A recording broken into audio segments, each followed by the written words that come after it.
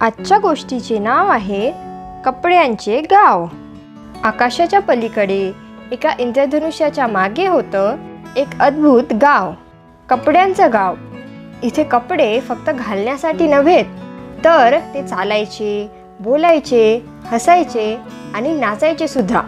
या गावाचं प्रमुख आकर्षण म्हणजे राजा टोपी सिंह. त्याची टोपी म्हणजे गावातली सगळ्यात चमकदार टोपी, लालसर रंगाची आणि सोनेरी किनाऱ्याची.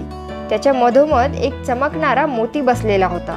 पण तो राजा थोडासा अहंकारी होता, कारण तो म्हणायचा, माझं स्थान सगळ्यांच्या वरचं आहे. त्याच गावात दुसरी आवडती जोडी म्हणजे बुट्या आणि बुटी. हे बूट अगदी पद्धतशीर चालायचे, नवनवे विचार करायचे आणि सगळ्यांच्या मदतीला धावून जायचे. त्यांचं एक छोटं दुकान होतं, सोलमेट्स नावाचं, जिथे ते जुने किंवा फाटक्या कपड्यांची दुरुस्ती करायचे. एकदा त्या गावात एक सभा आयोजित करण्यात आली.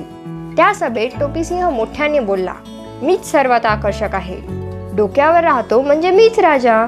बुट्या चिडून म्हणाला, राजा होणं म्हणजे केवळ उंची असणे नाही, तर त्यासाठी निष्ठा, आत्मीयता पाहिजे.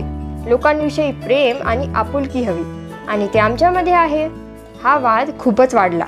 त्यामुळे सगळ्या गावात टोपी आणि बुटांचे गट पडले. टोप्यांचं हॅट यू स्टूड संघ आणि बुटांचं सोल स्क्वॉड. हळूहळू गावात दुश्मनी वाढू लागली. एका रात्री आकाश काळं कुट्ट झालं, कोळशासारखं. थोड्याच वेळात कपड्यांचे खूप मोठे वादळ आले. त्यात मळके, जुने आणि टाकून दिलेले कपडे होते. ते वाऱ्यांसोबत गावात घुसले. त्यांनी शर्टांची बटणं तोडली, सॉक्सना एकमेकांमध्ये गुंतवलं, पट्ट्यांना गाठ बांधली. सगळे घाबरले, टोपी सिंह सुद्धा.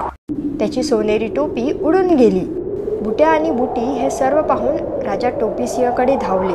बुटी म्हणाली, राजा असो वा बूट, संकटात आपल्याला एकत्रच उभं राहावं लागेल. टोपी सिंहाला समजलं, कोणी उंच असो वा लहान, संकट आले की सर्वांनी एकत्र येऊन काम केलं तरच संकटातून मार्ग काढू शकतो. मी चुकीचा होतो, चला आपण सगळे मिळून आपलं गाव वाचवू. सगळे एकत्र आले. शर्टांनी झेंडा केला, पट्ट्यांनी गाठ बांधली, सॉक्सनी धावून शत्रूंना गुंतवलं, बुटांनी आघाडी घेतली आणि टोपी सिंहने योजना आखली.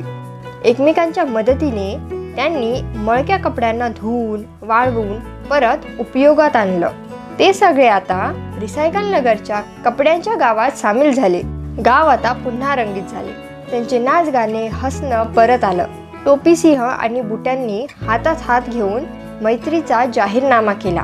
आता दरवर्षी गावात साजरा होतो कपड्यांचा सण, जिथे सगळे कपडे एकत्र येतात आणि मैत्रीची गाणी म्हणतात. तर मित्रांनो, आपली ही कथा इथेच संपते. भेटूयात पुढच्या कथेत. तोपर्यंत धन्यवाद.